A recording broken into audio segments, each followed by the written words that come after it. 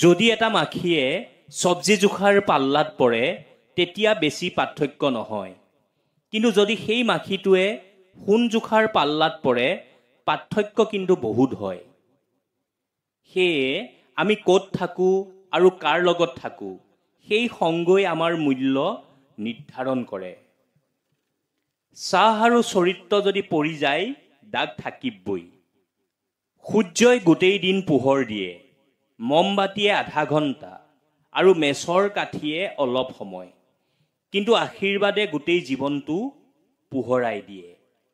জীৱনে আপোনাৰ ওপৰত হাঁহে যেতিয়া আপুনি দুখী হয়, আৰু জীৱনে আপোনাৰ ওপৰত মিচিকিয়াই যেতিয়া আপুনি সুখী হয়, আৰু জীৱনে আপোনাক চেলুট দিয়ে যেতিয়া আপুনি আনক সুখী কৰে।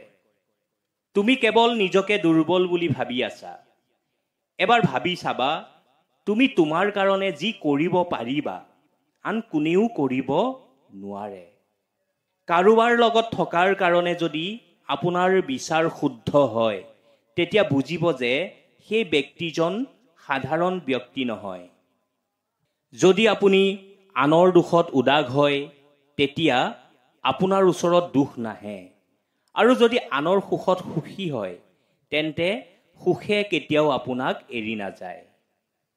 ওপৰৱালাই আনক কি দিছে সেইটো চাবলৈ আমি ইমানেই ব্যস্ত যে আমাক কি দিছে সেইটো চাবৰ আমাৰ সময় নাই। এটা সুন্দৰ প্ৰাৰ্থনা। যেতিয়া আপুনি সাৰ পাই থাকে তেতিয়া ক'ব, প্ৰভু আপোনাৰ হাত সদায় মোৰ মূৰত ৰাখিব। ঘৰৰ পৰা ওলাওঁতে ক'ব, প্ৰভু মোৰ হাত কেতিয়াও এৰি নিদিব। যেতিয়া কান্দিবলৈ মন যায় ক'ব, প্ৰভু মোক হহাৰ সুযোগ দিয়ক। আৰু যেতিয়া আপুনি সুখ পাব তেতিয়া ক'ব, প্ৰভু আপোনাক কোটি কোটি ধন্যবাদ। জীৱনত তিনিটা বস্তুৱে কাকো প্ৰতীক্ষা নকৰে: জন্ম, মৃত্যু আৰু গ্ৰাহক। তিনিটা বস্তু মনত ৰখোৱা বহুত দৰকাৰী: সত্য, কৰ্তব্য আৰু মৃত্যু। তিনিটা বস্তু জীৱনত এবাৰহে পোৱা যায়: মা, দেউতা আৰু যৌৱন। তিনিটা বস্তু কোনেও চুৰি কৰিব নোৱাৰে: বুদ্ধি, চৰিত্ৰ আৰু গুণ। তিনিটা বস্তু এবাৰ ওলাই যোৱাৰ পিছত ঘূৰি নাহে: 1. বন্দুকৰ পৰা ওলোৱা গুলী, 2. মুখৰ পৰা ওলোৱা শব্দ, আৰু 3. শৰীৰৰ পৰা ওলোৱা প্ৰাণ। তিনিজনক সদায় সন্মান কৰিব: মাতা, পিতা আৰু গুৰু। নিজকে শক্তিশালী কৰক, এই কাৰণে নহয় তুমি আনক বশ কৰিব পাৰিবা, এই কাৰণে শক্তিশালী কৰক যাতে আন কোনেও বশ কৰিব নোৱাৰে। ইটা, মিত্ৰ, চিত্ত আৰু চৰিত্ৰ কাৰো চিনাকিৰ আশীৰ্বাদ নহয়। এই চাৰিটাই নিজৰ পৰিচয়টো নিজেই দিয়ে।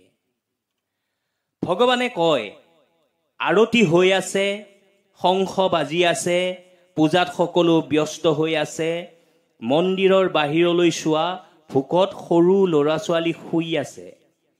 সিহঁতক খাবলৈ দিয়া, মই প্ৰসাদ পাই যাম। মোৰ পৰা বিচৰা সকলো নিবিচৰাকৈ পাই যাবা। কেতিয়াও অহংকাৰ নকৰিব। অহংকাৰৰ সৰু পাথৰ এটাও যদি অন্তৰৰ ভিতৰলৈ যায় তেন্তে ভৰসাক বাহিৰলৈ উলিয়াব নোৱাৰিব। জীৱনত যদি এজনক পোৱাৰ পিছত আন কাৰোবাক পোৱা আশা কৰা তেতিয়াহ'লে এদিন দেখিবা তুমি তোমাৰ জীৱনৰ পৰা মূল্যৱান কাৰোবাক হেৰুৱাই পেলাইছা।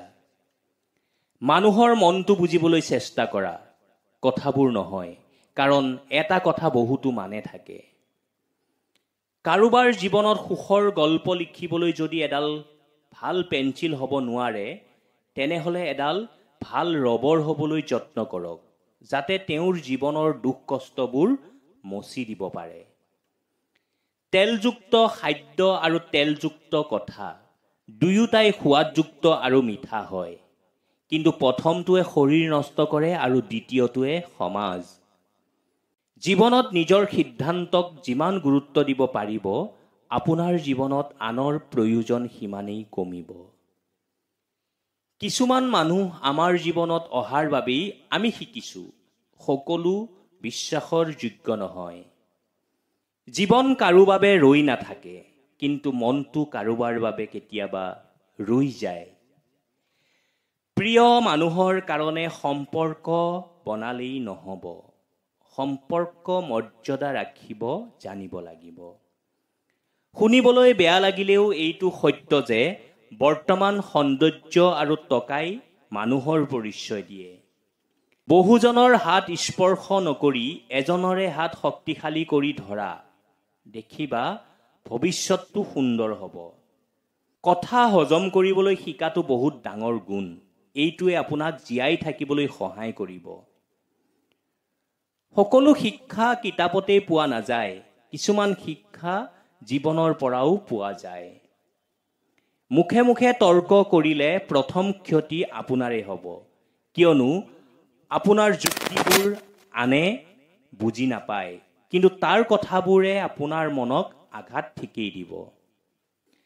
কিবা এটা সিদ্ধান্ত লোৱাৰ আগত চকু মুদি মনক এবাৰ সুধিব, কাৰণ মনে কেতিয়াও মিছা নকয়। কোনোবাই আপোনাক অপমান কৰিলে অপমান সহ্য কৰি মিচিকিয়াই হাঁহি মাৰি ওলাই আহক, কাৰণ সময়ে এদিন বুজাই দিব যে ভুলটো তেওঁৰ আছিল, আপোনাৰ নহয়। যেতিয়ালৈকে নিজক প্ৰতিষ্ঠিত কৰিব নোৱাৰে তেতিয়ালৈকে কোনো তোমাৰ ওচৰলৈ নাহে। শুনিবলৈ বেয়া লাগিলেও এইটোৱে সত্য যে দুখীয়া সেইজন নহয় যাৰ টকা নাই, দুখীয়া সেইজনহে যাৰ এটা সুন্দৰ মন নাই। অতিৰিক্ত কষ্টই মানুহৰ খং বঢ়ায়। যি মানুহে কথাই কথাই হাঁহি থাকে সেই মানুহে কথাই কথাই খং কৰে। কি ভাবিছা হাৰি গৈছো বুলি? ধৈৰ্য ধৰা, সেই হাঁহি তুমিও মাৰিব পাৰিবা। মোৰ সাপলৈ ভয় নালাগে, মানুহলৈ লাগে, কিয়নো সাপে নিজক বচাবলৈ আনক খুটিয়ায়, কিন্তু মানুহে নিজৰ লাভৰ কাৰণে।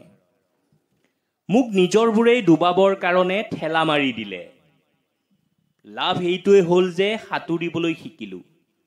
দুনিয়াৰ নিয়ম, যেতিয়ালৈকে টকা থাকে হাউ আৰ ইউ, আৰু টকা শেষ হ'লে হু আৰ ইউ। মিছা প্ৰতাৰণা অজুহাতে আপোনাক কিছু সময়ৰ সুখ দিব, কিন্তু ইয়াৰ মূল্য আপুনি ভৱিষ্যতে দিব লাগিব। জ্ঞান, ধন আৰু বিশ্বাস তিনিওটাই বহুত ভাল বন্ধু আছিল। তিনিটাৰে মাজত মৰম বহুত আছিল। এটা সময় আহিল তিনিটাই বেলেগ হ'ব লগা হ'ল।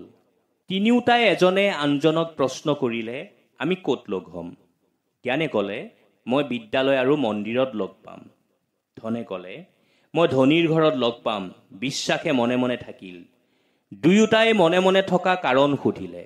তেতিয়া বিশ্বাসে কান্দি কান্দি ক'লে, মই যদি এবাৰ আঁতৰি যাওঁ কেতিয়াও লগ হ'ব নোৱাৰো। মানুহৰ শৰীৰৰ সকলোতকৈ সুন্দৰ অংশ হ'ল হৃদয়। সেইটোৱেই যদি চাফা নহয়, সুন্দৰ চেহেৰাৰ কোনো মূল্য নাই। দবা খেলত মন্ত্ৰী আৰু জীৱনত আত্মা যদি মৰি যায় তেতিয়া বুজিব খেলা খতম। মানুহৰ সকলোতকৈ ভাল লগা বস্তুটোৱে হ'ল তেওঁৰ সুন্দৰ চেহেৰা, কিন্তু যদি এইটোৱেই নোহোৱা হয় তেতিয়া সকলো সম্পৰ্কৰ কাৰণেই বুজা হৈ যায়। জীৱনত সকলো দুবাৰ পোৱা যায়, কিন্তু সময়ৰ সৈতে আঁতৰি যোৱা সম্পৰ্ক আৰু ভৰসা কেতিয়াও দুবাৰ পোৱা নাযায়। বহুত ওচৰৰ পৰা দুনিয়াখন দেখিছোঁ, সেইকাৰণেইতো সকলোৰে পৰা দূৰত বহি আছোঁ।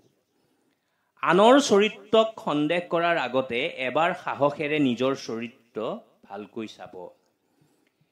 দুনিয়াখন এনেকুৱা হৈ পৰিছে য'ত কাপোৰ দামী, মানুহ কম দামী হৈছে। মানুহক মানুহৰ পৰা দূৰ কৰা প্ৰথম বস্তু কথা আৰু দ্বিতীয় বস্তুটো হ'ল টকা।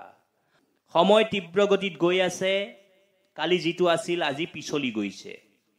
যি মানুহ মোৰ বেয়া সময়ত মোৰ লগত আছে সেইসকলৰ কাৰণে মোৰ ওচৰত এটাই শব্দ আছে, মোৰ ভাল সময় তোমাৰ বাবেই আহিব। কেতিয়াবা কেতিয়াবা সেই মানুহেই কন্দুৱাই যাৰ সুখৰ কাৰণে তুমি সকলো কৰিছিলা। হিচাপ ৰাখিব বন্ধুসকল, আজিকালি বহুত সোনকালেই মানুহে সোধে তুমি আমাৰ কাৰণে কি কৰিলা। জীৱনত মানুহ অহাৰো এটা কাৰণ থাকে।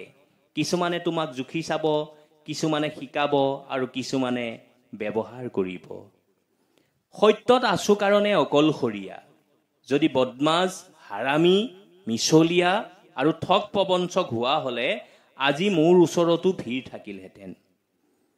যদি আপুনি সফল হ'ব বিচাৰে, মোৰ এটা কথা ধ্যান দিব, সফলতাৰ কাৰণে প্ৰাণে প্ৰাণে চেষ্টা কৰিব, কিয়নো সফলতা নিচা মূৰত উঠিব নিদিব। সদায় এটা কথা মনত ৰাখিব, কেতিয়াও ইমান ওপৰলৈ নুঠিব যাতে মানুহে নিজৰ চকুৰে তোমাক দেখা নাপায়।